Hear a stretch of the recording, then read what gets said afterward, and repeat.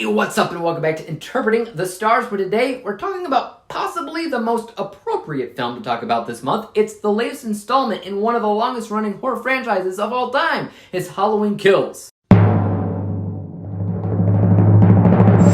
Halloween Kills takes place immediately after the events of the 2018 film, as Laurie has been transported to a hospital thinking that Michael Myers was left burning to the ground, when in all actuality he escaped from that house fire and has continued on with his killing spree. Meanwhile, his insistence on never dying has incited an angry mob that is hell-bent on making sure evil dies tonight. Can Michael make it out alive against a giant crowd gunning for his life? Well, does an elephant poop? I have to at the very least give props to the filmmakers for revitalizing this series that at one point definitely felt like it overstayed its welcome and had gotten to a point of obscurity.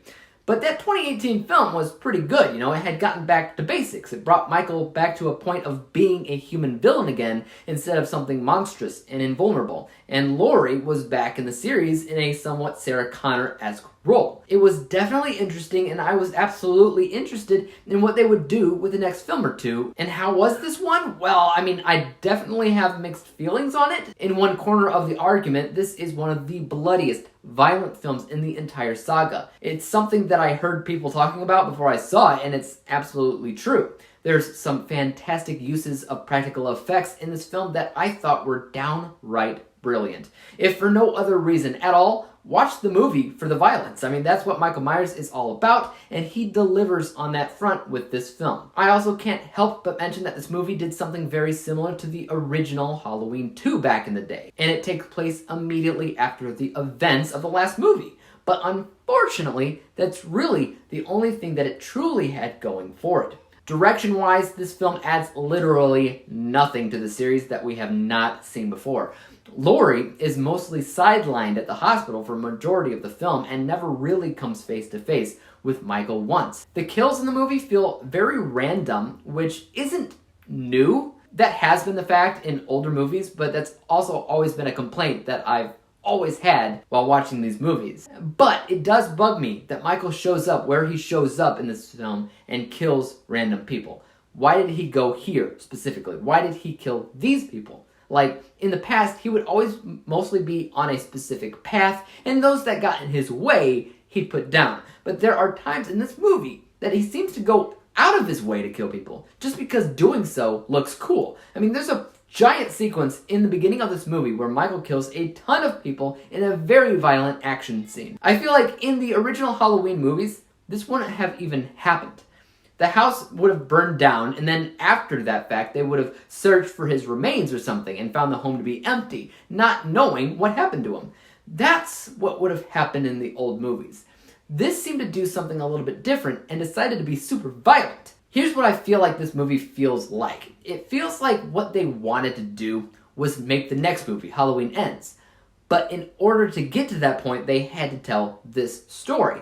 But it was a story that could have been told in a short, maybe 10-minute special that you might see on a Blu-ray or something, and an hour 45 minutes just seems to be too long. As far as important moments that happen in this film go, it's very few and adds very little to what you need to know. So that bugged me, not gonna lie. I am interested, however, in what they do for the next film.